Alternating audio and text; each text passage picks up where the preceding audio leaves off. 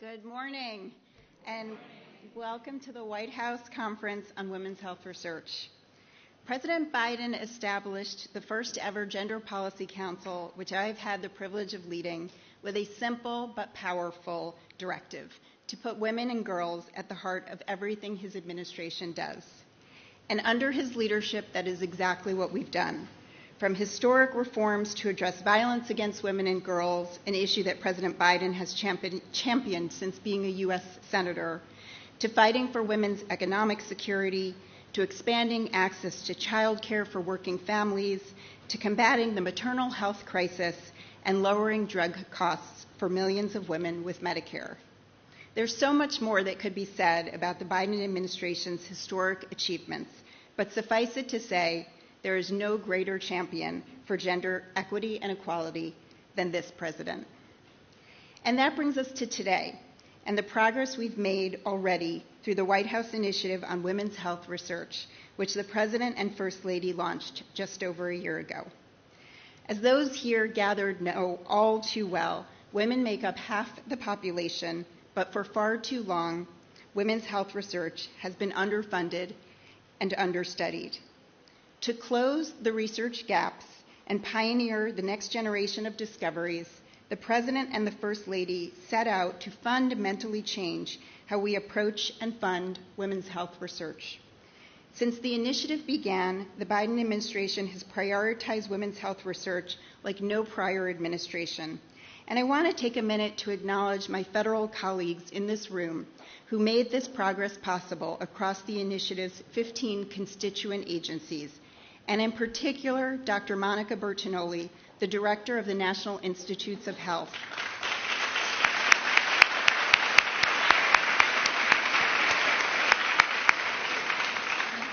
Who has been an incredible partner in this work and leader in this work. Over the past year, we've already committed nearly $1 billion for women's health research, which will support groundbreaking and interdisciplinary research on topics like heart health, bone health, menopause, and more. And in his State of the Union address, the President called on Congress to make a bold, transformative investment of $12 billion to support women's health research, including to create a new central fund for women's health research at the National Institutes of Health. The President also issued an executive order to direct federal agencies to make changes that will lead to better research and evidence and, in turn, better care for women.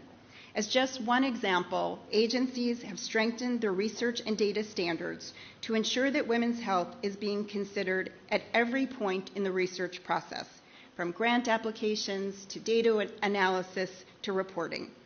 These new requirements will help ensure that federal research dollars work harder for women and advance our knowledge of women's health.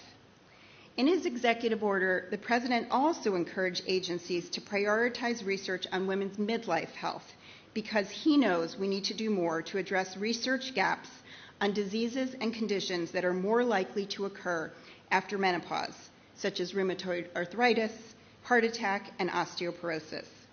To close these gaps, agencies are developing robust research agendas to improve prevention, diagnosis, and treatment, and strengthening data collection on women's midlife health.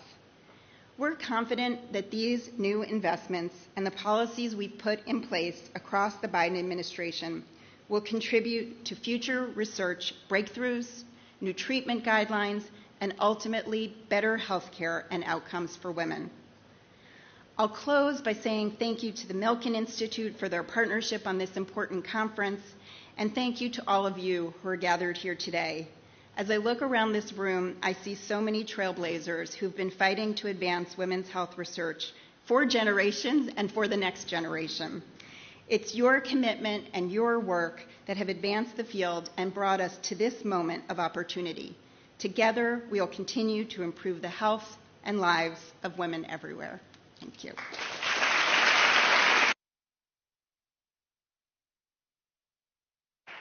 Please welcome Chair of the White House Initiative on Women's Health Research, Dr. Carolyn Mazuri.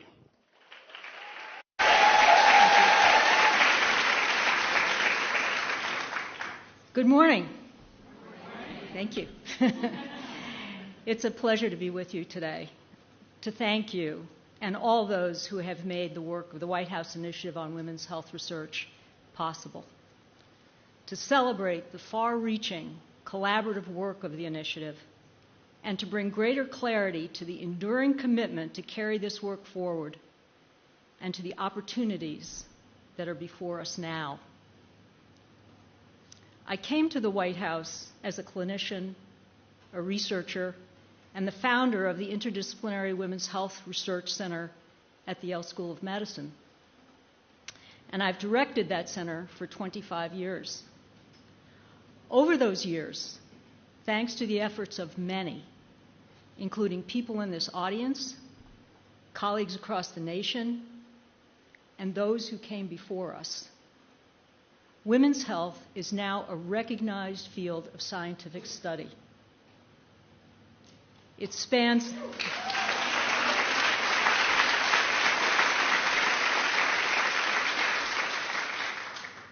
the breadth of health conditions that women experience, and there has been exponential growth in the meaningful research showing how health and disorders can differ for women and men, and the underlying basis for those differences, which can then translate into the development of targeted treatment and prevention strategies. Moreover, research has within its focus the development of data-driven interventions resulting in innovations in care, and importantly, there has been the successful development of new careers in women's health research, which will propel research and empirically based care into the future. And so, based on my experience, the scientific foundation is built. The stage is set for the further discovery and implementation of findings that are needed to improve women's health. And right now, we are at a very special moment. It's a special moment in the history of women's health research in that never before has there been such awareness, enthusiasm, support, and momentum from government, academic research centers, nonprofits, philanthropy, and industry, as well as from advocacy organizations and long-term devoted leaders for women such as Maria Shriver, who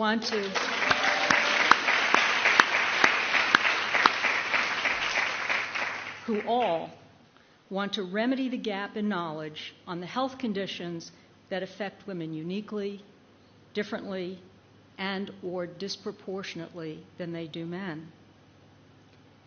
We are at this special point in time because Dr. Biden and this administration have raised the national consciousness on the importance of women's health research and the value of investing in women's health.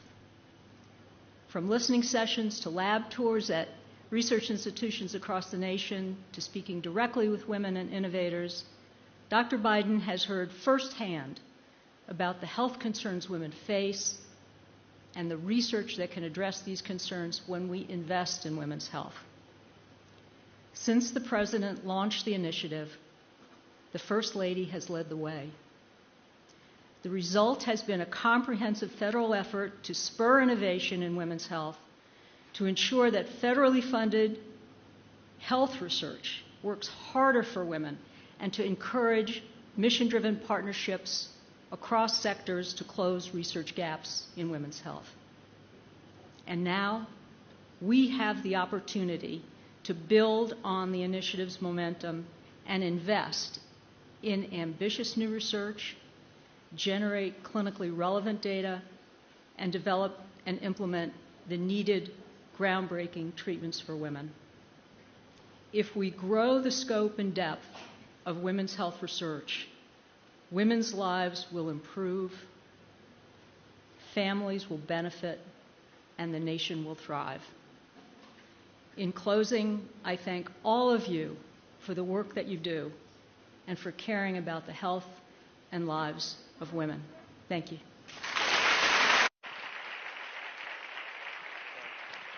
Please welcome founder of the Women's Alzheimer's Movement, Maria Shriver.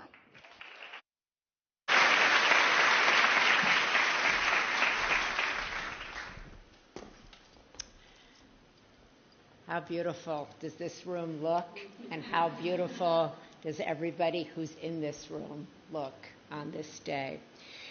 Good morning to all of you who are doctors, advocates, activists, researchers, and all-around badasses. That is you that I am talking to. Give yourself a round of applause.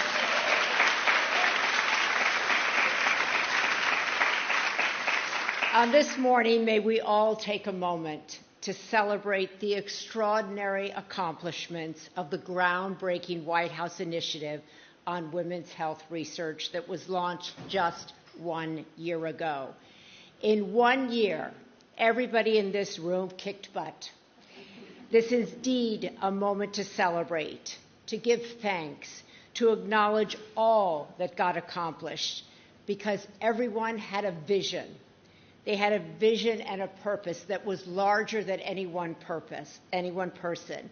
And what got done because everybody was brave, everybody was relentless, and everybody reached high.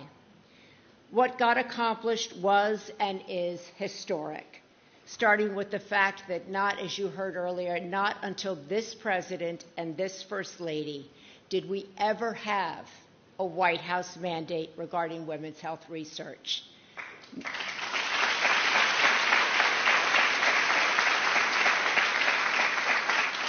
Not until the Bidens did anyone ever think to make women's health and research a priority for the federal government. Let that sink in. So thank you, Mr. President, and I know he'll be joining us in just a bit, and thank you, Dr. Biden, for recognizing this issue is one of health equity and justice for American women. Thank you to Jennifer Klein, Dr. Mazuri, Secretary Becerra, and everybody who worked to prioritize women's health research and pulled off everything that you just heard about this morning. There are 167.5 million American women in this country, women of every age, ethnicity, race, religion, and a political affiliation whose lives will be forever changed by the work that got accomplished this past year and the work that is yet to come.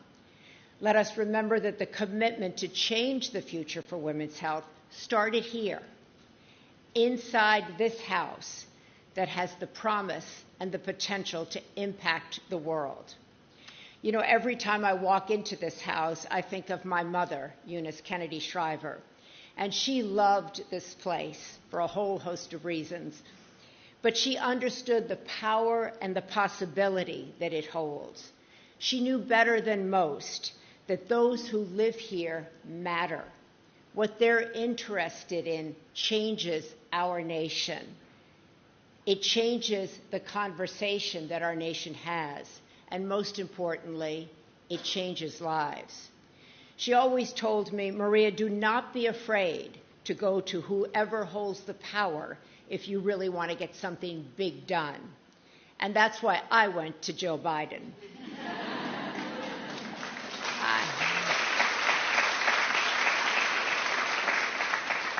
On a Saturday morning, I spoke to her about the lack of funding, the lack of research in women's health, and the opportunity for her and this administration to do something historic, something transformative, even life-changing, which was to level the playing field for women when it comes to health research.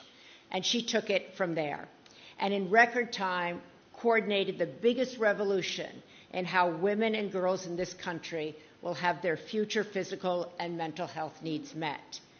I've been around a long time, as many in this audience have also been, and I have never seen government work this quickly.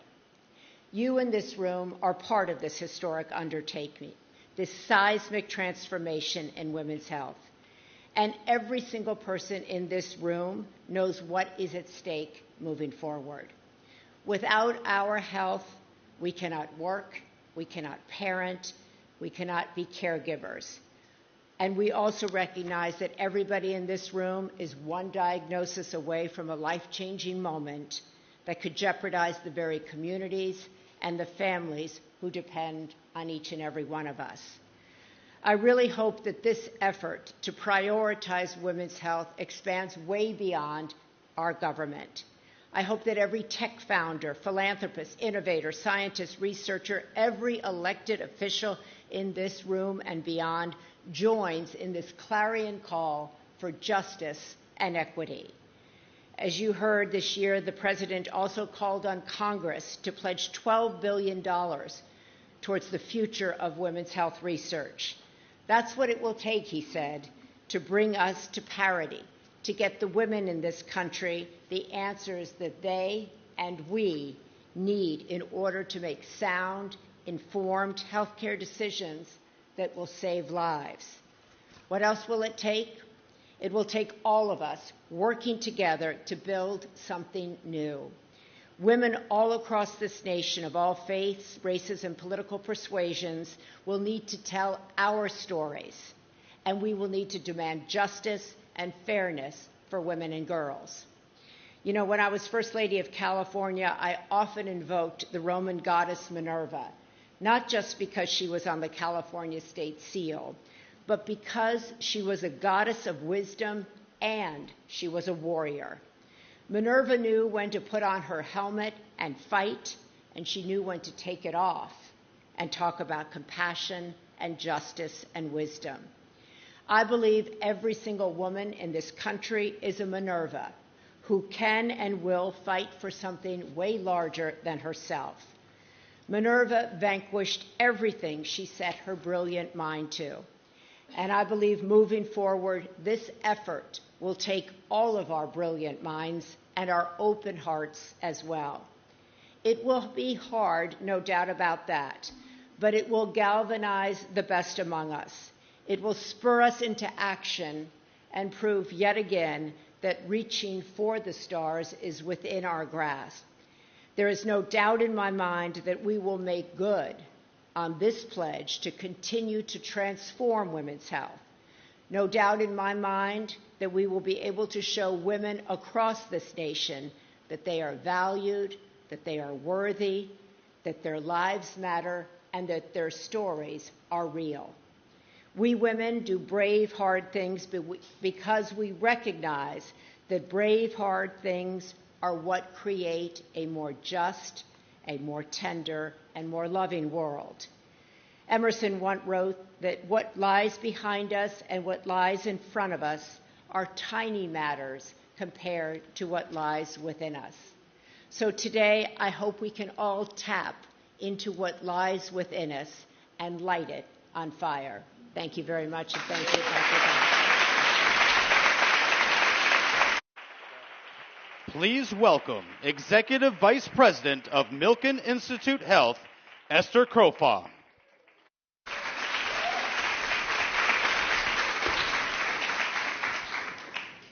Welcome to the first ever White House Conference on Women's Health Research.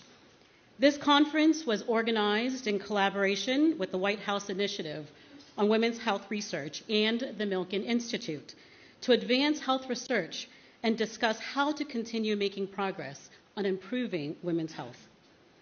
I would like to begin by recognizing and thanking leaders, so many of you who are in this room, and many who are in labs and clinics and communities who have worked tirelessly for decades with passion and creativity to move the needle on women's health. Because of the seeds sown by these champions, we are here today. The accomplishments of the White House Initiative in this past year alone has been extraordinary. Not only do we have energy and momentum on our side, but we are seeing results across research, industry, and advocacy. We have seen increased collaborations in elevation of women's health as a priority because of the leadership of the White House. More investment of funds are going into capital for women's health innovation. More teams are being built to scale innovations on everything from autoimmune disease to menopause to digital health solutions. Over the next hour and a half, you will hear from leaders at the cutting edge of research and innovation working to move us forward. We will start with 3 dynamic presentations from researchers at the front lines and 2 panels of leaders addressing the business case for investing in women's health and leaders using their voice to move women's health forward for the many, many years to come. Today is all about hope and excitement, and I hope that all of you can feel that today. Advances have been made to improve women's health, but there are many more areas to tackle. Data show that we face persistent underinvestment in research on women's health across many different disease conditions. Although 31 years ago, Congress passed the NIH Revitalization Act, requiring women and people of color to be included in NIH-funded clinical trials, underrepresentation of women in clinical trials, particularly in early stage, persists. In the US, only 4% of healthcare-related research and development efforts are targeted specifically at women's health issues. Addressing these gaps could lead to improvements in women's health outcomes, increased years spent in good health, reduced years of disease, and reductions in disruptions to work productivity. We have, as women, significant market potential. Investments addressing the women's health gap could potentially boost the global economy by $1 trillion annually by 2040 and add more women who stay longer in the workforce. We must change how we approach and fund research on women's health. At the Milken Institute, we've been working with many of the people in this room to design funding and partnership solutions to bridge gaps and spur innovation. We hope to engage many more of you as we put together a coalition of the willing, a network that can provide resources for improved research, allow for better data sharing, scale up investments in women's health. We are just at the beginning of the sea change. Progress is possible and can be achieved through partnership. Let's move with haste to create and solidify collaborations to improve women's health. And now, please join me in welcoming our first speakers to the stage, discussing the next wave of scientific innovation in women's health. I would like to introduce Dr. Marlena Fazo of the University of Southern California. Please join me. Dr. Martha Gulati of Cedars-Sinai Medical Center, Smith Heart Institute. Join me. And Dr. Lisa Mosconi of Weill Cornell Medicine to join me. Please.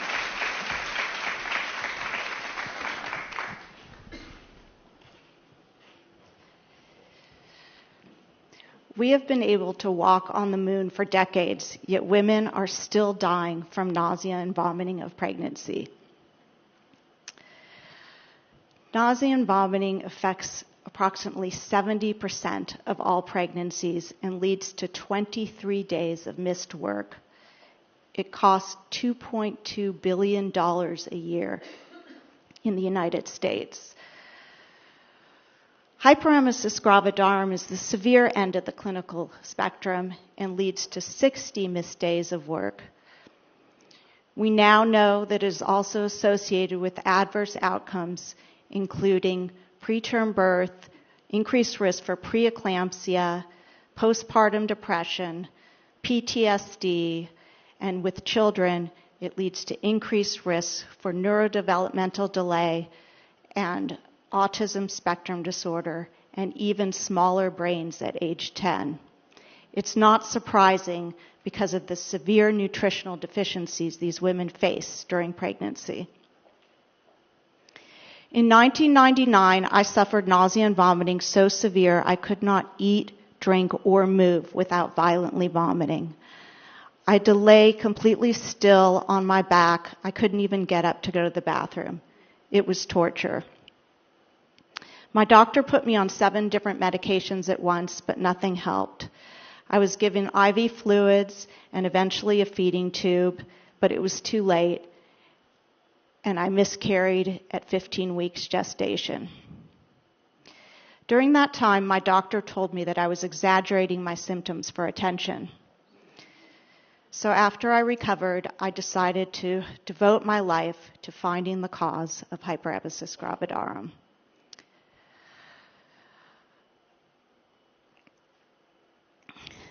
So I have a PhD from Harvard in women's health, where I found the first genes for uterine fibroid tumors. So I decided to take a genetics approach to find the cause. I couldn't get support for my work, so I had to work on weekends and nights and Fridays, recruiting over 1,000 patients to study. During the day, I worked on ovarian cancer for 20 years. I'm delighted to say that I have now found the cause of nausea and vomiting in pregnancy. It is...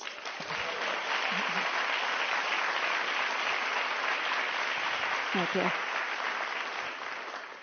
It's caused by a hormone called GDF15, and we now have potential ways to both treat and prevent it. So now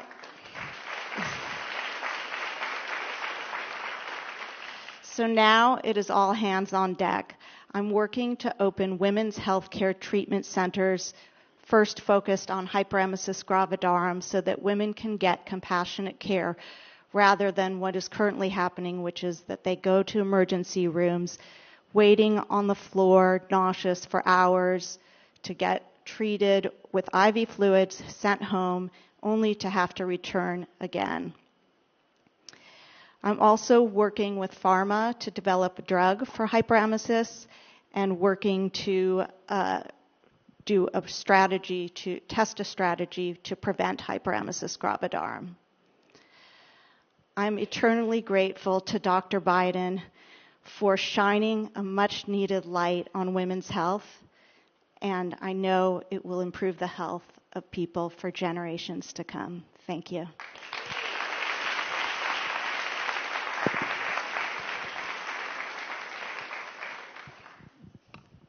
Good morning, everyone.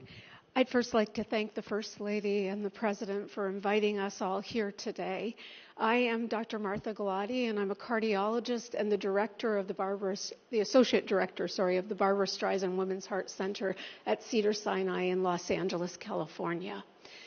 We had the honor of having the First Lady with us about a year ago, talking about heart disease and the research that needed to be done in order to save more women's hearts, given that heart disease is the leading killer of women in the United States.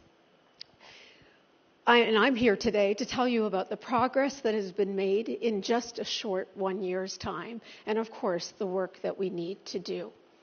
So we have led a study called the Warrior Study, which has just been completed. I don't get to share the results with you because we don't even know the results. But the Warrior Study was examining women with ischemic heart disease who have small vessel disease. When ischemic heart disease, just to be aware of what that is, that's when people experience chest pain or equivalent symptoms due to reduced blood flow to the heart. For men, often it is due to an obstruction in a big vessel in the coronary artery, but for women, it's often the microvasculature.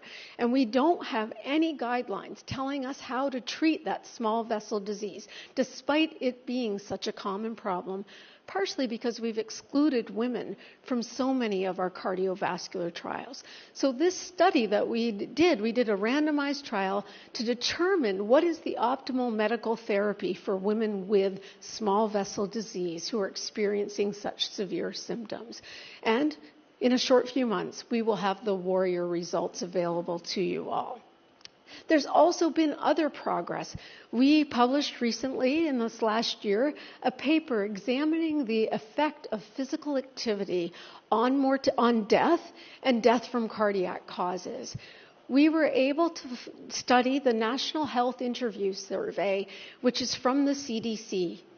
And we examined over 400,000 women and men in the United States.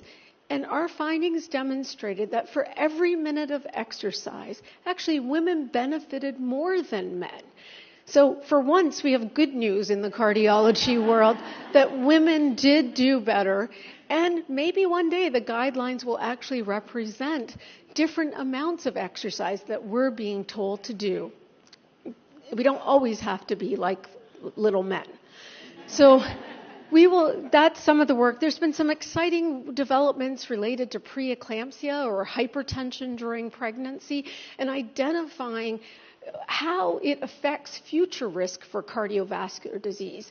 Additionally, colleagues of mine at Cedars-Sinai have developed biomarkers to better predict who is going to develop preeclampsia, and that way we might be able to treat people earlier and prevent the consequences of preeclampsia, but also in the future potentially protect them from the future cardiovascular risk. There's also been developments in a disease state in cardiology called heart failure. Heart failure is when the heart doesn't pump effectively. And we know that uniquely for women who undergo breast cancer therapy, they are more likely to develop heart failure as a result of the excellent chemotherapy, yet it does damage to the heart. So we haven't really had any treatment for that, but a recent study called the SARA study was just done in this last year, and it demonstrated that using a medication called an ARNI, or an angiotensin receptor neprilysin inhibitor, if we give that medication, we are more likely to reduce further damage to heart muscle for people who have cancer. And what was also remarkable about this study was not just the amazing results that they demonstrated, but this was a study that enrolled 90% women. When do we hear about that in our cardiology world especially? So these are excellent things for us to celebrate, but the work is obviously not done. Cardiology, cardiovascular research has predominantly been focused on men, and basic research, animal research, and human clinical trials have often left women out of those studies.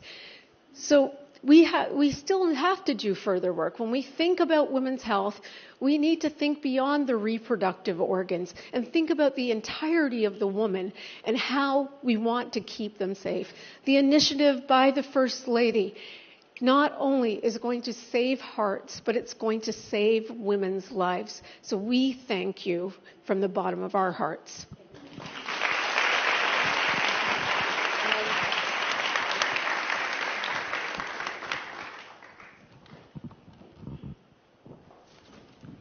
Hello. Thank you for having me. It is a real pleasure and an honor to be here. I'm Dr. Lisa Mosconi. I am director of the Alzheimer's Prevention Program in the Women's Brain Initiative at Weill Cornell Medicine, New York Presbyterian. I currently serve as a program director of Wellcome Leap, a global organization dedicated to advancing research in human health, led by the former director of DARPA, Dr. Regina Dugan. I am a neuroscientist specializing in the early detection and prevention of Alzheimer's disease, with a strong focus on women's brain health. Why women? We have known since the 1990s that after aging itself, simply being a woman is the strongest risk factor for Alzheimer's disease, to the point that today, nearly 2/3 of all Alzheimer's patients are women, namely postmenopausal women. I've been studying this connection for almost 20 years, in part because Alzheimer's affects the women in my family. And we've made progress for sure, but there's still much that we do not know.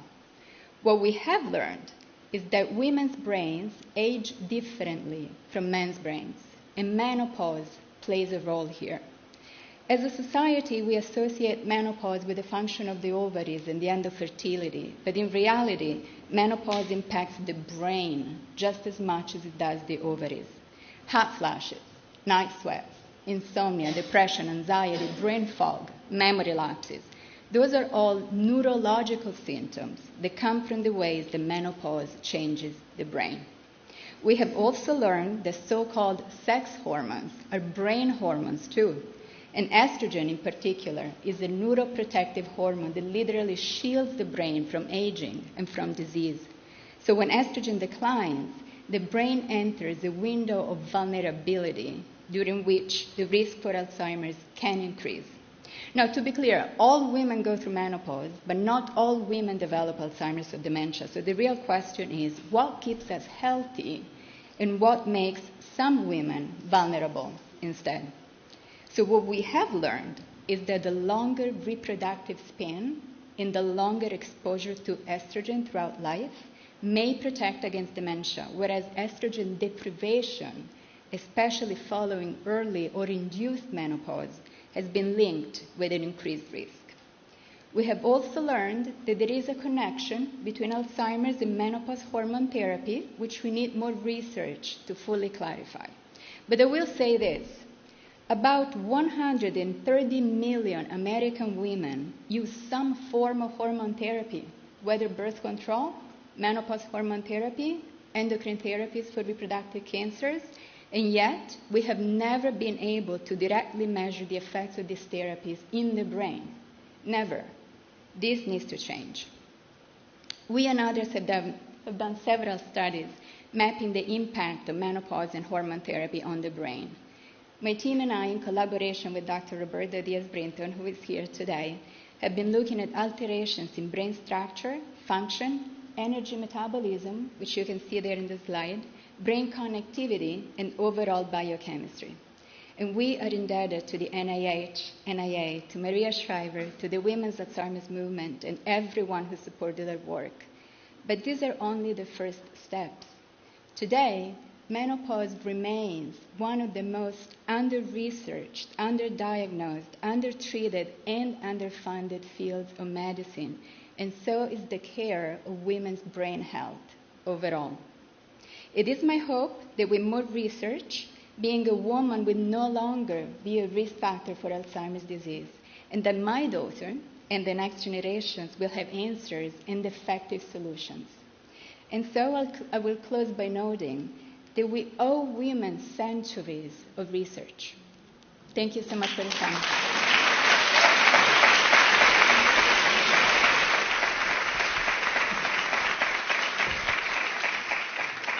Thank you to these leaders for sharing their insights and experiences about the next wave of scientific innovation for women's health.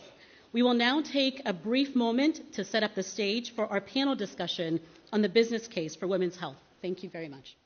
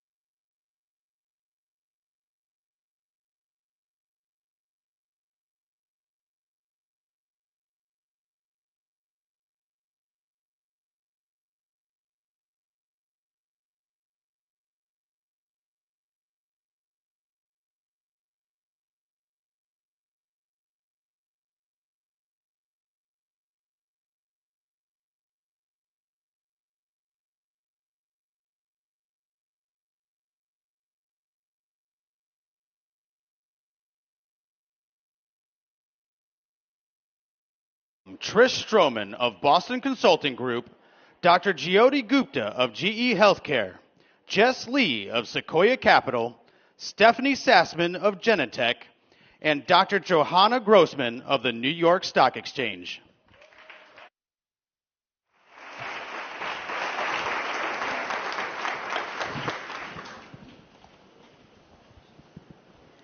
Hello, and welcome to our panel to discuss the business case for investing in women's health. I'm really excited to turn the corner from all this research and innovation that's so important to talk about how we bring products to women and providers. I'm Trish Stroman. I'm a senior partner with BCG, where I've spent nearly 20 years working across sectors to support clients in the healthcare industry. At BCG, we've mobilized a team to explore the investment case for women's health. We believe there is incredible unmet need, which we've all heard about this morning, but also a data-backed reason for companies to invest in this space. We're excited about the opportunities we can now shine a spotlight on for stakeholders across the ecosystem. Our analysis shows that just in the US, we are collectively leaving tens of billions of dollars on the table by not giving women the treatment that they need. I'll give you 3 examples, all conditions we've heard about today. First, in osteoporosis, we estimate a total addressable market of over $20 billion by 2030. That's nearly 4 times the market today if women with osteoporosis were diagnosed and treated appropriately. In Alzheimer's, which we just heard about, the total addressable market could be 10x by 2030 if women who are often misdiagnosed or diagnosed too late receive the diagnosis and treatment that they needed. And in menopause, where there's incredible unmet need, we estimate a market of up to $35 billion if women with moderate and severe symptoms were able to seek the treatment they needed. All of that doesn't even fully account for all of the innovation that we heard about this morning. So, with those numbers as food for thought, I'm really excited to hear from our panelists to tell us more about where they see the opportunities. So first, let me introduce everyone. Dr. Jyoti Gupta is President and CEO of Women's Health and X-Ray at GE Healthcare. She's a driving force behind transformative innovations in medical technology, including innovations for women's health, like mammography and bone density testing. Next, we have Jess Lee, who is a trailblazer in gender diversity in the tech and investment worlds. She's a partner and chief product officer at Sequoia Capital, a venture firm based in Silicon Valley. Her portfolio includes Maven Clinic. She's also co-founder of All Raise, a nonprofit dedicated to creating parity for women in the tech ecosystem. Next, we have Stephanie Sassman. She's a portfolio leader in women's health at Genentech, which is part of the Roche Group, where she develops comprehensive solutions for women's health conditions. She's also works to address sex and gender disparities through positions in women's health focus groups at both WEF and the Gates Foundation. And finally, we have Dr. Johanna Grossman, who's the head of healthcare and life sciences capital markets at the New York Stock Exchange. As a champion for innovation in women's health, she leverages her expertise with life science to connect healthcare companies with vital investment opportunities. Thank you, all of you, for being here. Jess, if I can start with you. You're an investor across lots of categories at Sequoia. How does women's health market compare to other markets that you're watching? And maybe how does it compare with other industries that have gone through this kind of acceleration that we're experiencing in women's health just now? So what's fascinating about women's health is how underhyped of a category it is compared to its massive market potential. I mean, we're talking about a market that affects half of humanity, yet the sector has remained pretty underfunded and underinvested in. You know, at Sequoia, we've had the privilege of partnering over the last 50 years with companies like Apple, NVIDIA, Google, DoorDash, Airbnb, and in the women's health space, Maven Clinic. Kate Ryder is over there. She's a total force of nature. It's the largest telemedicine network in women's and family health. Also Natera, which does prenatal testing and cancer screening and breast cancer screening.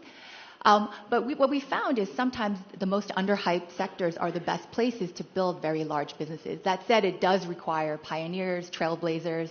I'm so grateful for all the people in this room who are those early believers coming together to have this conversation.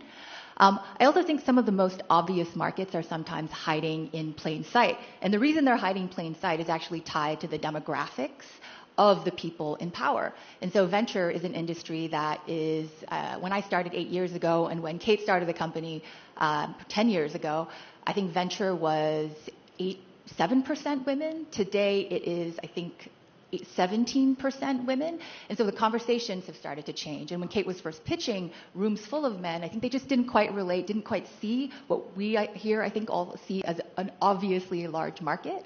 And so she grinded her way towards building what is now a $1.7 billion company that covers fertility, maternity, postpartum, pediatrics, parenting, and now menopause as well. And that's been such a journey. I think another example of because you asked for an analogy of a market that's been hiding in plain sight, circa 2004 to 2008, if you looked at social networking, a lot of older VCs didn't understand the power of connecting with college kids, didn't get this thing that was happening with the kids, didn't realize that that could turn into what is today a $1.5 trillion company. Meta, WhatsApp, Instagram, and Facebook all came together to form Meta. We're grateful to have been investors in two of them.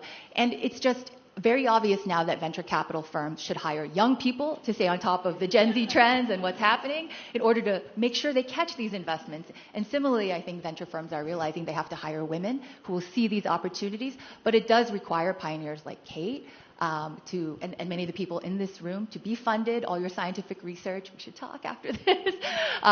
It requires those big businesses to be built for, I think, the capital to move, for the power to move, and for it to be culturally known that, hey, women is big business. Awesome. Thank you. We have the venture perspective. I would love, actually, Stephanie, to come to you a bit for the industry perspective. Our analysis showed that a lot of that untapped market is actually sitting in the biopharma sector. I would love to hear from you about how Roche thinks about this. What are the biggest opportunities that you're seeing, and what will it take to realize them? Thanks, Trish. It's great to be here, and thank you so much to everybody for all your work on this. When we think about women's health, we truly start with keeping women well. We have diagnostics as well as medicines, and so supporting them if they do get sick, and really thinking about women's health for conditions that uniquely, differently, and predominantly impact women. And so from that perspective, if we think about the business opportunity, I think there's sort of two camps, right? And we've heard about both of them this morning. There's these conditions that uniquely impact women, the so-called bikini medicine, that have been completely under-researched. And I think we heard this morning about research for hyperemesis that was having to be done on people's spare time, right? That should not be the case. But if we think about a condition like endometriosis, it impacts 1 in 10 women for decades of their life, right? It's one of the leading causes of infertility, not to mention school days missed, work days missed, pain that women experience. And if you look at the market for that presently, it's around $1 billion. That's the total market. That's very small. If you think about the size of the women that are impacted by that, 1 in 10. If you also look at the pipeline, it's also quite small. But it is an area that as we have more scientific understanding of the disease, as we have this research come out, we are able to bring forward new innovations that are truly disease modifying in conditions like this. And there are very few disease areas that impact so many patients that don't have any disease-modifying therapies. And so they make them very attractive as you can bring in those disease-modifying therapies and early diagnosis to really make a huge value contribution to the healthcare system and to women, and obviously it's a triple bottom line. The second camp, I would say, and we heard about it also this morning, is these conditions that impact women differently. If we think about cardiology, right, the cardiovascular diseases, the neurological conditions, these are conditions that impact huge amounts of patients. But if we look at women, some of them impact women predominantly, like if we think about Alzheimer's disease or MS, or impact women differently when we think about cardiology. And as we understand the science to that, that also opens up opportunity, right, for women to be diagnosed earlier and for women to be treated earlier. And so there's enormous opportunity. If we look at, what are the biggest investment areas that companies are making? They're in oncology, they're in cardiometabolic diseases, they're in neurological conditions.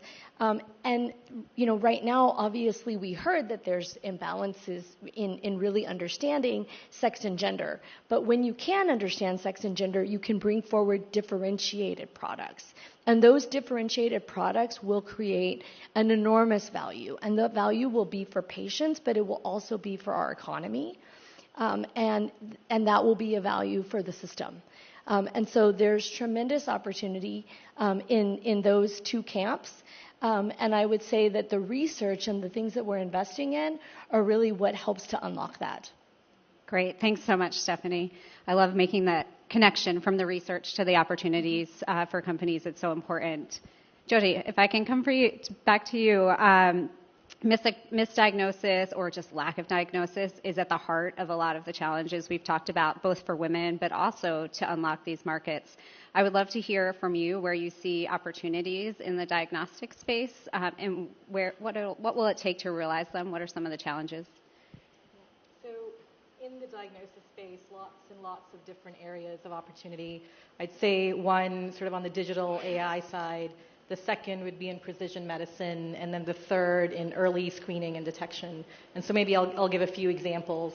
On the digital side, there is so much data generated by our healthcare systems in the US and globally. 97% of the data that's generated is unstructured and goes unused, right? But there is so much rich information in that data. And so really leveraging generative AI, large language models, and looking at multimodal data, so imaging, lab results, pathology results, genomics, right, and connecting the dots across that, I think has a lot of opportunity. As some examples, women go get mammograms. Mammograms are traditionally used for breast cancer detection, but you can actually also see now, research has shown, breast arterial calcifications, which are a sign of cardiovascular disease, disproportionately affects more women.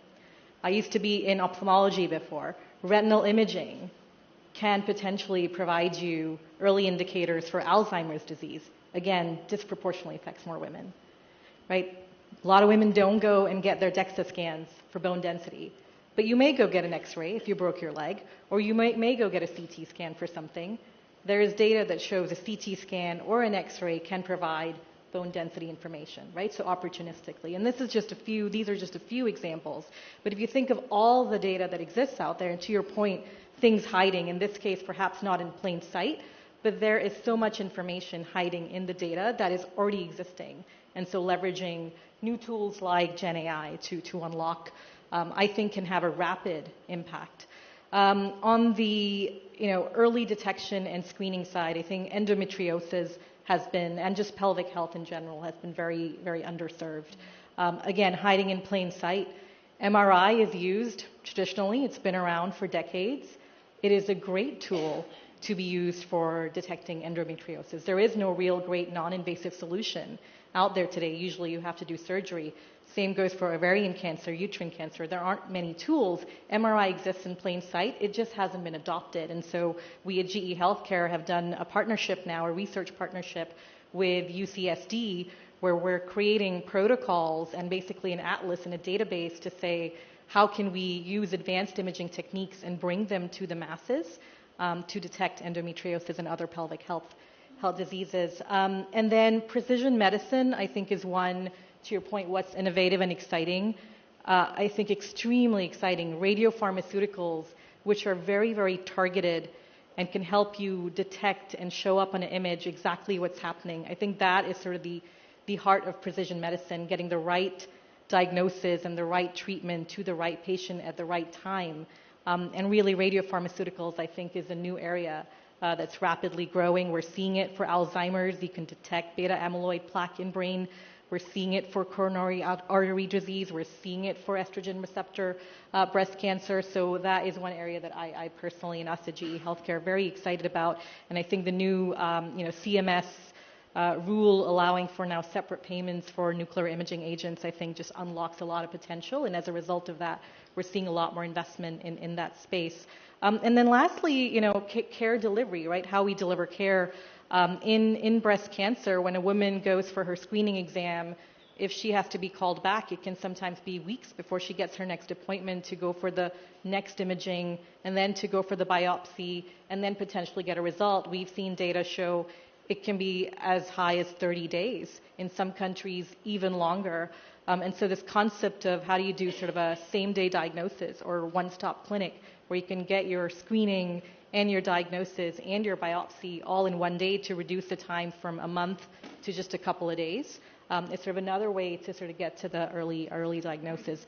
What it would take to recognize this, I think, one is people, right? People who are really, really passionate and care about problems. I think at the end of the day, investors and companies invest in people. So I think that's one. If you have that, though, then it really comes down to are you solving the right problems? Are there right clinical outcomes? And is there a return on investment? Right? At the end of the day, we are running a business. We do need to generate a positive return of investment, but that allows us then to reinvest in the next technology, allows us to create jobs, allows us to take these technologies in underserved areas as well as outside the U.S. And so, making sure the business case makes sense, making sure there's a regulatory pathway, a reimbursement pathway, ensuring you're not adding unnecessary administrative burden to the healthcare system. If you talk to most hospital CEOs today, they will tell you how they are just short on staff. And so, fitting in sort of the practicality and the realities of how care is delivered. I love that you brought in all the parts of the ecosystem that have to work together to make this all happen. Thank you. Johanna, if I can come to you and maybe go back to the investment side for a bit. You have a very cross-cutting view across the health industry. I would love to get your thoughts of where is private capital flowing in women's health right now, and maybe where is it not flowing as much as we hope it would? Sure, Trish. Thank you. And you've heard a little bit about some of the challenges, which I think I'm going to start with the challenges. So for the average investor, for the average person not in this room, women's health is a new sector. It's a new space, right? And what that means is that there are no real established benchmarks for investors to grab onto to understand, yes, if I invest now, I'm going to get this return of investment in 5 or 10 years from now. So that's one specific challenge. The second challenge is that we were coming out of a difficult funding environment, particularly in life sciences and healthcare, and women's health was not immune to that. Now, having said that, we're all here in this room talking about all the great advancements, and I think over the past, I would say, year to year and a half, we're really starting to hear about women's health. And that is bringing the attention of other general investors into this space, which is exciting, specifically in, for example, biopharma. So if you look at historically where women's health investments were made, it was typically more on the health tech side. But actually, over the course of the last year and a half, based off of the amazing data that is being discovered, we've heard about some of them today, that's bringing in money, private capital, into those spaces. The addition of government funding, right, from the White House, from the NIH, also into the space, is also attracting private capital because in some ways that helps to subsidize some of the research that's desperately needed, right? So looking at this year in particular, I'm super excited at the fact that, there's about a dozen biopharmas in women's health areas or developing a women's health product that received over $50 million in venture funding this year alone. And I think as we continue to come out of this tough, difficult funding environment into 2025, and as we get more data, that those are some of those spotlight opportunities that perhaps will help women's health and the women's health sector break into the mainstream. Thanks, Johanna. Maybe if I can stay with you for one follow-up. We have folks in this room from across the healthcare space. So we have researchers and innovators. We also have policymakers and CEOs. I would love to hear what specifically can this group do to continue to accelerate women's health investment in particular? I think we need to continue to build this community. At the New York Stock Exchange, we have the distinct privilege of sitting in between investors and companies and the entire capital markets ecosystem, and we're using our platform to shine a light on the importance of women's health. 2 years ago, my co-organizer, Jessica Federer, and I came up with the idea of let's bring investors together to talk about women's health. This year, we hosted our second year. Dr. Biden, thank you so much for being our keynote at that event. But this year, we brought in over $1 trillion in AUM, or investors representing over $1 trillion in AUM together to talk about what's new in the space. Let's share ideas. Let's share our thesis. but more importantly, get to know each other, get to know the ecosystem, build those connections, because that's how we're going to drive this forward. So I would encourage and tell everybody here, let's continue to build this community and the connectivity amongst us. Awesome. It's a great call to action for all of us. We are running short on time, so I'm going to do one rapid fire question straight across the panel. End of year, end of a really incredible year for women's health is a great time for some reflection. So I'd love to hear from all of you, 1 minute or less. One thing to celebrate in 2024, and then what are you most excited about, or what's your kind of thing to watch in women's health for 2025? And we can go straight down the row. So I think for 2024, a lot to celebrate, but I think the biggest one for me really is this, right? We started over, a year ago, last year this time, there was no women's health initiative from the White House. And so this, to me, I think the progress and the momentum and the energy that has been generated has just been phenomenal. When we met with some of the staff here in January this year, we talked about the White House should really do something big and something bold. Little did we know, a couple of weeks later, there's ARPA-H, and then there's the DoD funding, and then there's NIH. And so I think the White House really showed us what is possible. It started conversations in our organizations. I think we felt empowered. I certainly felt empowered to use all the data and all the momentum to talk within my organization and also reach outside. I was here at an event, in the spring. I knew one person maybe in the room. Now I've come back and I know so many of you. And so I think it's really just this work has brought the community, as you mentioned, together. And I'm just so grateful and so thankful. And it's the message I'd sent to John around Thanksgiving. I think for 2025, it's really around how do we build on this momentum? The foundation has been laid. So how do we continue? I'm really excited to see what, we continue to do together. I'm really excited. You've started a great initiative. I am going to watch closely and see what you do next as well. And so, that's my 2025 what to watch. I think I'm excited for the same thing in 2024 and 2025, and that is Millennials, which is millennials are starting to enter menopause and are starting to tell the stories, to talk about it. Millennials created wellness culture, destigmatized mental health, and I think just sharing the stories of menopause, which has been sort of not talked about, not discussed, and therefore not funded, both on the research side and on the business side. Just telling the story, I think, creates a catalyst for change, and people to know about the problem in the first place. And so I'm just very excited for that. Yeah, the highlight for 2024 has just been really the amp up of the discussion about women's health, starting at JP Morgan with the first official women's health event, going to Davos, with the report released about the $1 trillion economic opportunity that we have in the world, to the ARPA-H sprint. It feels like there's been so many highlights of really changing the conversation and bringing in different stakeholders, which has to start, obviously, with patients and with women. When I look forward to 2025, I think that there's a lot of momentum and partnership to continue. One of the bright spots that I also see is what we can do as employers and forward-thinking employers. And so we have launched Maven and the menopause benefit at our company. It launched more than a year ago in Women's Day 2023. And it's been transformational, but also just looking at our women's health benefits across the line. We recently, as part of our Moonshot commitment, did one-stop shop screening for women where they could get cervical cancer, HPV DNA screening, breast cancer screening, and other screening. And so I think there's a lot of bright spots with regard to employers because it's, again, the triple bottom line. It's going to make a difference to employers' bottom lines, but also, of course, to the women that they serve.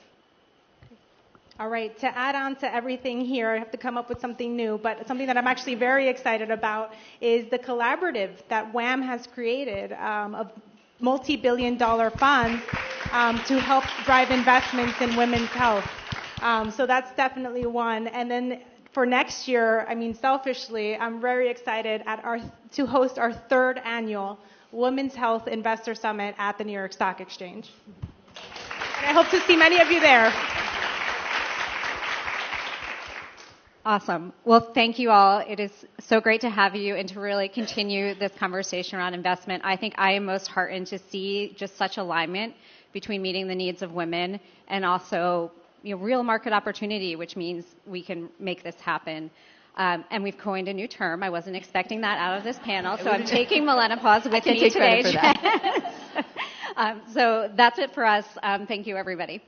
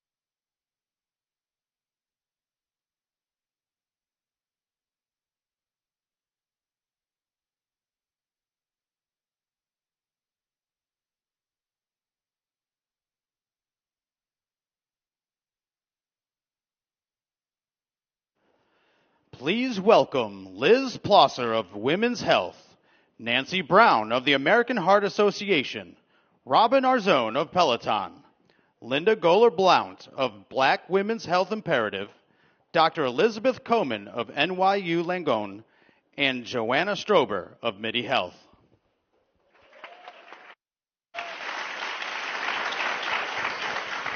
Thank you. I am Liz Plosser. I'm the editor-in-chief of Women's Health. I've been at the brand for 7 years, and I oversee every platform from print to digital, social, video, live events, where we had the great pleasure of having Dr. Biden speak at our recent first ever health summit. So it is a total honor and pleasure to be here today, leading this panel of esteemed women in health.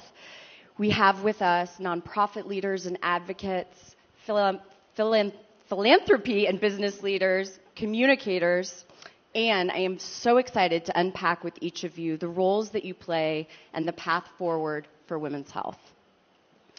I know each of you personally, or I know of you, and now we know each other personally today as well, and I've had the privilege of being able to share your perspective and your expertise across our channels at Women's Health. Thank you for sharing your stories and all of your knowledge.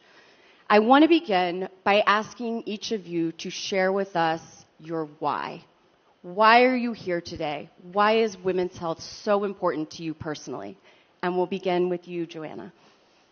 Yeah, so, everyone is starting with their personal stories, and I think that's what's so actually amazing about this group is that people here are truly trying to solve problems that impact them, impact their mothers, their daughters, their friends.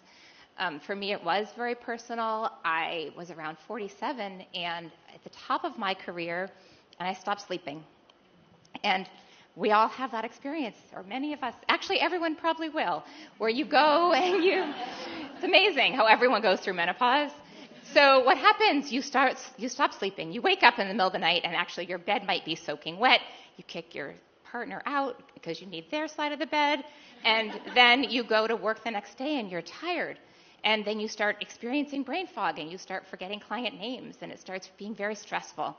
For me, it was also I lost my car in the parking lot a few times and I couldn't remember where I parked.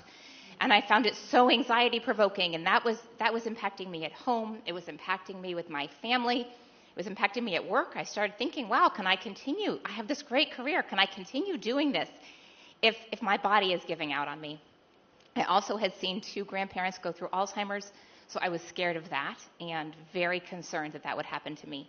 So I started trying to get care, and honestly, it was impossible. I live in Palo Alto. I couldn't get a doctor's visit. 9 months to get into Stanford in order for someone to see me. I could not find the right person.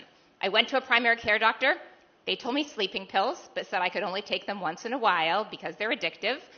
I went to a sleep specialist. I did not have sleep apnea. all this is what we're all talking about. It's just perimenopause. But honestly, perimenopause is insidious because you don't know you have it. And so it's something that derails us before we even know what's happening. So I ended up quitting my job. I started this company, MIDI Health, and now we're treating, I think we're the biggest menopause clinic in the world, actually. We're treating hundreds of thousands of women. And there are a lot of them are in perimenopause. They're all coming and going, just what we're talking about. What's happening with my body? Can you please help me? So it's incredibly exciting to be able to provide care to all these women. And the most important part is that it's covered by insurance. So you should not have to pay out of pocket for this. This should be insurance-covered care. And so we're working with all the payers around the country, and we are getting insurance-covered care for women in perimenopause and menopause. Thank you so much, Joanna. I want to move on to Dr. Elizabeth Comen, who is an author as well as a practicing physician. Tell us about your why. Oh, such a beautiful question, and I'm so deeply honored to be here. So I am a breast oncologist, and I can tell you that two women can have the same biology of their breast cancer, but how they experience their illness is uniquely determined by their culture, by their religion, by the stories they've been told about themselves and their bodies. And so much of my why comes from these sacred interactions that I've had with patients, not just about their cancer diagnosis, but their broader experience with the health system, their MS that was misdiagnosed, their frozen shoulder that went completely ignored and treated with benign neglect, their heart disease that wasn't appropriately addressed. But my real why more recently was a really heartbreaking story. I was taking care of a patient for many years. You can live for a long time with what we call metastatic breast cancer. And I went to see her in the hospital 18 hours before she died. I had cared for her for many, many years. And on her deathbed, sort of gasping for air, I gave her a hug. And she apologized to me on her deathbed for sweating. And I thought to myself, I went back to clinic the next day, how many women have apologized to me? And in this woman's worst dying moment, her subconscious was still filled with apologizing. How many women have apologized to me for scars, for saying, I missed my mammogram because I took my kid to the dentist. And really trying to unpack not just the biology of how much we miss in women's health, which we've heard from these amazing scientists and doctors today, but how we devalue women's bodies. Because a lot of times, I'll go on air and people say, what are the 10 steps to our wellness? I can tell you when you need to get your mammogram. I can tell you when you need to get your colonoscopy. But if you don't value your own health, if society doesn't value women's health care, then we've gone nowhere. And so I'm really just feel so privileged to be part of everybody's why today and our collective power that we have in this room to move the needle towards more equitable care. Thank you, Elizabeth.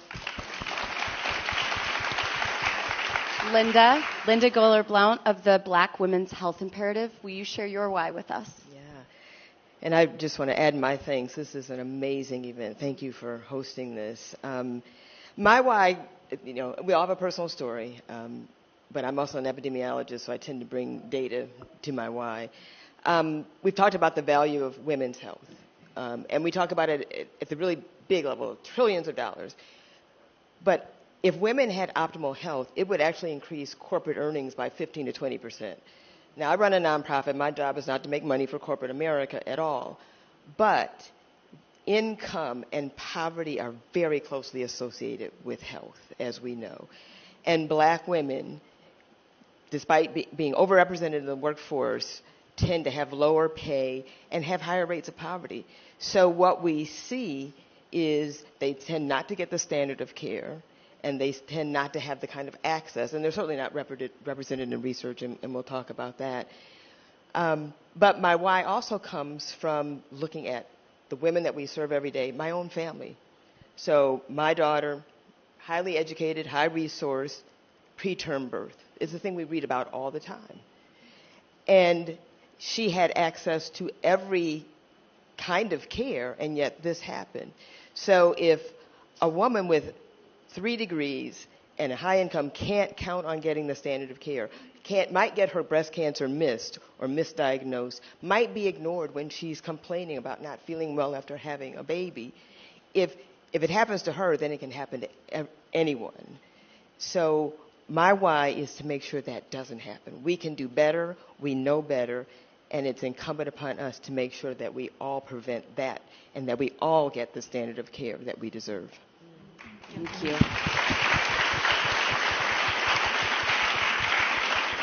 Thank you. And now, Robin Arzon of Peloton. Hi. Hi, everyone. I'm Robin Arzon. I am Vice President of Fitness Programming at Peloton. I sincerely hope we have moved together in some way, shape, or form. That is my life's mission, is to get people moving. I was not always an athlete. We talked a little bit today about storytelling. I believe Jessica mentioned, stories being so pivotal to this work. We can see trends. We can read research, but it is my singular mission that women feel at home and empowered in their bodies. Movement is medicine, and sure, I love seeing biomarkers, change, but I more so like to see the spark turn on. I see can't turn to can millions of times a day. A lot of those interactions are virtual, so I consider myself a digital creator, a digital storyteller. My Peloton classes mostly are virtual, and anecdotally, I'm a nicer person after I've moved my body. I'm a better mother, better partner, but I'm also a braver one. And I think rooted in movement, rooted in strength training specifically, I'm glad that is starting to trend, especially for women. That lights a spark. And it's the millions of inflection points that we're all, at various points of view, kind of intersecting on, whether it's the doctor's office, the boardroom, the kitchen table. It's a willingness to use your voice even when it shakes. So my why is getting women to feel at home in their bodies and turn whispers into roars. Amazing. Whew. Robin knows this, but I definitely relate that movement really matters. And we'll finish up on this why question with you, Nancy Brown and the American Heart Association. Thank you so much, and thank you again for this amazing gathering. I love the roar part of it. At the American Heart Association, and for me personally, my why is that heart disease is the leading cause of death in women, more than the next 5 causes of death combined. Yet, women and women's health and women's cardiovascular health is underfunded, misdiagnosed, and women are often sent away when they have symptoms of cardiovascular disease. 45% of women over the age of 20, just get your head around that, 45% over the age of 20 have some form of cardiovascular disease, and half of women in this country, because of their cardiovascular health, are ill prepared for pregnancy. So we have a big job to do to raise awareness and to help change the system so that women get ideal cardiovascular care through their life course. For me, my why personally, I always think of my sister, 56 years old, had 2 strokes from undiagnosed atrial fibrillation. That did not have to happen to her. Thank goodness, and I see my dear friend here from our American Stroke Association, she was transported to an American Heart Association designated comprehensive stroke center where she had TPA administered, and she was able to resume her life normally. But her AFib was not diagnosed by world-class doctors until she had her strokes. And this should not happen to women in this country. Women should not be sent away from emergency rooms. Women should not be told that their cardiovascular symptoms are stress and anxiety and that they should go home and get some rest. This still happens to women today, and that is my why. Thank you, Nancy. All righty, we're going to roll up our sleeves and dig in just a little bit. Robin, I'm going to come back to you. I loved what you said about storytelling, and I'm sure everybody here already follows Robin, but if you don't, you need to. Health influencing across social media platforms is most definitely on the rise. I have feelings, but let's focus on the positive. It builds awareness, education. In many cases, it builds community. And as we've heard earlier today, there are a lot of topics that are becoming more mainstream, like millennial pause and others. So I think that's a real benefit to all of us. But I want to talk about you specifically because you share your story across your platforms. So what do you think about when you're sharing, and how do you think the rest of us can use some of those platforms to help close these gaps that we've identified today in research? I mean, I think that there's when you share a story on social media or in community, right? This is a new way that we are gathered around campfires, right? And it feels like you are alone, but really you have the potential to create a cascade, to make a wave. And I think that is what I've seen time and time again on these digital platforms is, it's like, oh, I thought this was just me. And then we realize, oh, not only is it not just me, it's half of the human population probably going to know someone or experience something like this themselves. So the consciousness raising that I've seen and the community building around it is significant, but it's also the willingness to share when you see someone else being vulnerable. I mean, for myself, I was diagnosed as a type 1 diabetic as an adult. It was actually on the eve of me joining Peloton. And I was in many doctors' rooms that were in disbelief that I was still going to be running ultramarathons. My mother, a practicing physician, over 40 years with access, education, had a terrible meandering diagnosis of her MS diagnosis. And it's the shock, it's the disbelief, you're not presenting as a typical patient. And listen, I am one of one limited edition, honey, so you're just going to have to hear my story. And that is what I want folks to feel empowered to do, right? And, we're seeing those connection points, and I find it really exciting that we're able to meet folks where they are, and for young folks. Like, I'm really, really filled with hope and promise that my daughter will have greater education, greater access, and be believed about what she's feeling in her body and in between her ears. And, the last thing I'll share, as a pregnant person, I have 2 young children. Being an athlete and being a pregnant athlete and receiving care based on the limited data around pregnant athletes was shocking. So I just kind of did my own thing. And I created the first pre- and postnatal program at Peloton. I created programming specifically for pregnant athletes. And, I was lifting a barbell. I deadlifted a barbell literally the day that my son was born. So it's possible that we can continue to, explore the edges of what was previously told we could or couldn't do. Awesome. That does not surprise me at all that you were pumping iron the day he came into the world. Linda, I'm going to jump over to you. Autoimmune conditions affect many women, but they impact women of color in disparate and distinctively distressing ways. It's not just that condition. We could say any condition, Alzheimer's, menopause, the list goes on, because data shows that women of color are frequently forced to navigate unique healthcare challenges across every condition, including rare diseases. And it's often because there isn't enough research that specifically includes women of color. Tell us about what you think we can do to close that gap, and what makes you excited about being in this line of work and the future of this work.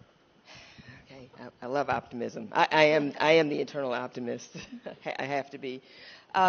So you're right. I mean, to look at the data, there's gross disparities. We see it in autoimmune diseases. Women overrepresent. I mean, they have 7 times the rates of lupus, for example. Black women have 3 times the rates of lupus as compared to white women. But, we see this in breast cancer, 3x maternal rates, obviously maternal health. I mean, it's sort of across the board. And, part of this is, just our lived experiences, our circumstances. But the thing that we do know is there's no biologic or genetic explanation for this. Race is not biology or genetics. There is a lack of research. We simply don't understand.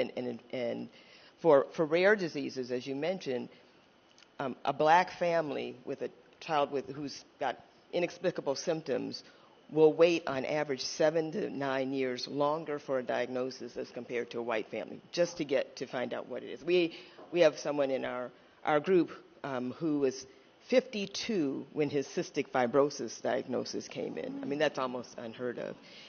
But, when you show up at a physician, there's just not enough data. We talk about getting the standard of care, but if there's no research, your physician, your provider doesn't know what to do. There's no literature for her to refer to for your care. And if you look at research, we've talked about the dearth of research for women's health, but for black women's health, at the highest level, you're talking less than 2% of all funding goes to explore anything with black women or women of color. The percentage of researchers at the highest level that NIH funds hasn't changed in 40 years. It's still under 2%. So we've got a long way to go. So at the Black Women's Health Imperative, we're very much focused on, yes, sort of explaining and helping women understand, but solving the problem. So we formed a Rare Disease Diversity Coalition, which is a $20 million, 60-plus member coalition to examine what actually happens. Why can't people get a rare disease diagnosis? Why does it take so long? What are the research gaps? So next year we'll produce the very first paper that actually looks at clinical trials participation among rare disease patients to see who's actually in the trials. There's a saying, we talk about evidence-based medicine all the time. What becomes evidence depends on who's asking the questions and who they're asking. Some might say who's funding it. But until we change that, then we continue not to have the kinds of answers we need. And the other thing that I'm really excited about and optimistic about is we've launched a breast and cervical cancer research project. So, we've talked about screening of breast cancer and the difference that black women experience. Again, not biology. This research project will finally answer the question as to when black women should start screening and how often they should start screening and what the issues are with their treatment and their health outcomes. I'm really excited about finally being able to say to physicians, this is what we know, this is what you ought to do, and then giving women the tools. So until we have the kind of research that we need, we encourage women to ask questions when they go to the doctor. Because it's not that doctors are not trying to provide good care. Some things just don't occur to them. So by prompting them, do I have colon cancer? Do I have breast cancer? Should I do this? It'll at least get a doctor thinking, oh, yeah, I should probably order this test or this screening, or maybe I should refer you to this provider, so that women have the best chance of getting the standard of care while we wait for the research and the data to finally answer the questions that we frankly should have answered a long time ago. Oof, yes. Thank you so much. Those are staggering statistics. You really put it in great context. And also, I so appreciate some tactical, real-world advice that I think we can all take into our communities. Elizabeth, I'm going to move over to you. You shared a heartbreaking and emotional story just a second ago about your patient on her deathbed. And you've also said before in your writing, we need to stop apologizing for our medical needs and start asking questions that will lead to better knowledge and better health. I feel a lot of momentum here today on this stage and amongst all of you. What can we do to keep this going? We will keep it going. I have complete and entire faith that we will, and I just want to dovetail on what you said. I think in order to keep this going, we have to think about all the spaces that we experience medicine and scientific discovery. I mean, we're in the White House after all. I don't need to tell this group that it's inextricably linked to political landscapes as well. But we have the power to change who has a seat at the table and who we're listening to, because you couldn't be more right that unless we are listening and having an open mind to what are the issues that women are actually facing, what can we invest in? And we've got Lucy Perez here from McKinsey and WHAM, Carolee Lee, who talks so much about the importance of investing in women's health, but also understanding what women actually experience in order to drive the research forward, from the preclinical models to the exam room to what women feel when they go home. I'll share with you one quick story. I was doing a study for many years trying to develop a blood test that would pair with mammograms, and it's still ongoing to see when a woman goes for a mammogram and may need a call back, does she actually need the biopsy? Can we defer the biopsy? And I was working with this genius guy in the lab, and I was the one that was consenting women after their abnormal mammograms to get a blood test. Now, you can imagine you have an abnormal mammogram, you don't know what the next steps are. It's very hard to then say, oh, before you go home, come, I'm going to do a blood test on you.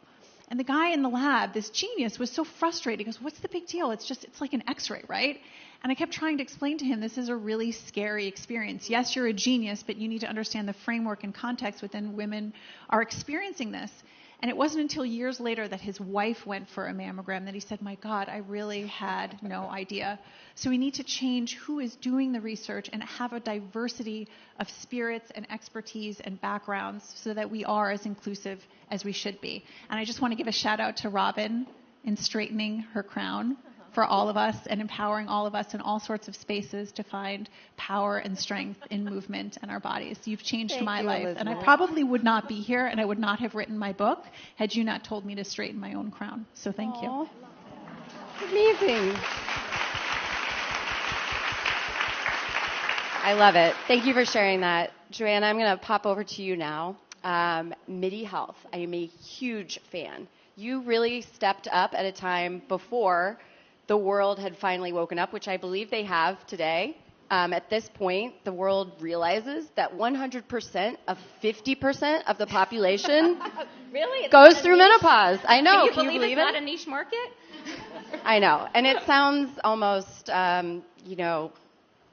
silly at this point because that conversation is so out there. But I can only imagine that when you were pounding the pavement and when you were raising money and talking to VC firms, that the reception maybe is not what we would hope and expect it would be today. So I want to talk to you about how investors do play a role in advancing women's health research and female-founded companies and female health companies. Where are the gaps? How can we close them? And are there any opportunities you want to mention? So, you say invest in women, and that is a mantra, right? Women start great companies. We have to get investment in women so they can build those huge companies, because once more people see large companies built by women, they will then fund more companies like that. It is definitely it's a virtuous cycle, and I think we all have to understand that. And we have to get women funded at all parts of the cycle. We have to get the angel funds thinking about women. We have to get the A and the B and the public markets all thinking about the fact that women outperform and women are great entrepreneurs and great CEOs and can build enormous companies. And just like when we're talking about Maven, we need a lot of great women's health companies that are funded, because then there will be more of them. There's no way around it. We all pattern match, right? And so it is true. And a few years ago when we started talking to investors about menopause, they just looked at us like we were crazy. Like, why would this matter? And it took a lot of convincing that it would matter. And I am eternally grateful to those initial investors who were willing to bet on us. Now it's a lot easier. Now we have hundreds of thousands of people. Insurance companies are paying for us. They can see we're making significant revenue. Much easier to invest. So I think that we have to all rally around building big women's health companies, because it is going to then build more of them. There's no way around it. Like, once you see a few, you start getting confidence that there's going to be more. And so, take those initial bets, bet on a lot of early stages. Some of them are what early money is like yeast, right? We all know about that saying. It is so true in women's health as well. And so we all have to be funding them early and then funding them often so that we can create a lot of great companies. I'm just so confident they will exist. I have an incredible amount of confidence that whether it's this room, just the research alone in this room could create multi-billion-dollar companies. So we just need to take the research and channel it and execute. Amazing. Thank you, Joanna. Okay, we are down to the last few seconds. But Nancy, I want to give you a quick opportunity to speak about your perspective at the AHA. Anything you want to respond to or close us out with? Well, I think these amazing women, just go to show the power of women working together can make anything happen. And that's certainly what we believe at the AHA, whether it's through our targeted research funding, our new Go Red for Women venture fund that we've just launched to close the gap in investment in women's cardiovascular health. And I would like to say our Research Goes Red registry, where instead of asking women to participate in something that a researcher cares about, we are focused on what is it that the women want to have studied. And so that's an important angle as well, because they care a lot about every single thing that we've talked about today. Thank you. That is very exciting. I want to thank each of you for sharing your personal connection to women's health and for being such amazing luminaries and advocates in this space. I know that I learned a lot today. I feel very inspired by each of you. I'm certain this audience does. And I also know that you will continue to inspire the rest of the world. So thank you very much. Distinguished guests, please